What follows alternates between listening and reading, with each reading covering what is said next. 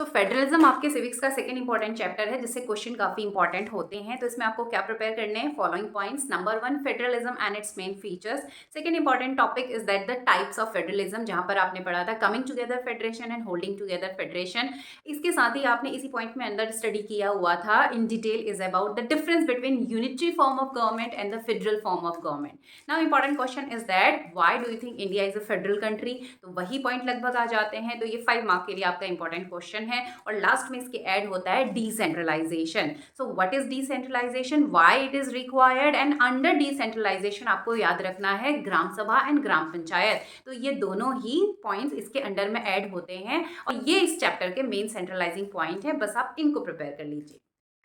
तो power sharing एक छोटा सा और बहुत ही इंपॉर्टेंट चैप्टर है जिससे क्वेश्चन जरूर आते ही आते हैं। तो इस चैप्टर में कुछ centralising point. Number 1, ethnic composition of Belgium and Sri Lanka, आप रेडी कर लीजिए। Second is about accommodation in Belgium. Number 3 is majoritarianism in Sri Lanka and why the feeling of alienation increased among the Tamil Sri Lankan, this one question. And next very important is desirability of power sharing. So जो हमने पढ़ा है 2 point में, prudential reason of power sharing and moral reason of power sharing. It could be as a 5 mark question also and separately 3 marks में आपसे prudential और moral को अलग से पूछा जा सकता है. And last one is a different forms of power sharing. तो different forms of power sharing के अंदर भी एक particular point है, it is about the check and balance system. तो बस ये points आप complete कर लीजिए। इसके अलावा इस चैप्टर में कुछ ऐसा नहीं है और क्वेश्चन इन्हीं टॉपिक्स में से आपको मिलेंगे। Third important chapter of civics is political parties. इसमें जो सबसे इंपॉर्टेंट पॉइंट्स आपको पढ़ने हैं, first is that the political party, its meaning and the components of the political party. Second फिर आपको फंक्शंस दिए हैं, एक बार देख लीजिएगा, but role of opposition party इसको आप जरूर से चेक कर लीजिएगा for the 3 mark question.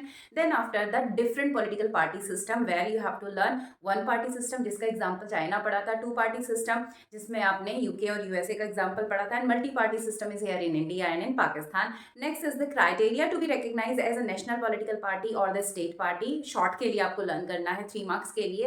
And next is the national political parties जो आपको मेंशन की हुई है, उसमें से 3 पार्टीज आपको अच्छे से प्रिपेयर कर लेनी है। कौन कौन से, Bharatiya Janata party, national Congress party और बहुजन समाज पार्टी।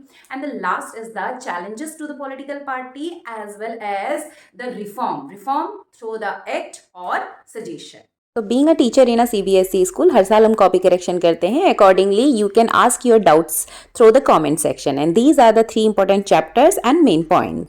सो स्टे ट्यून।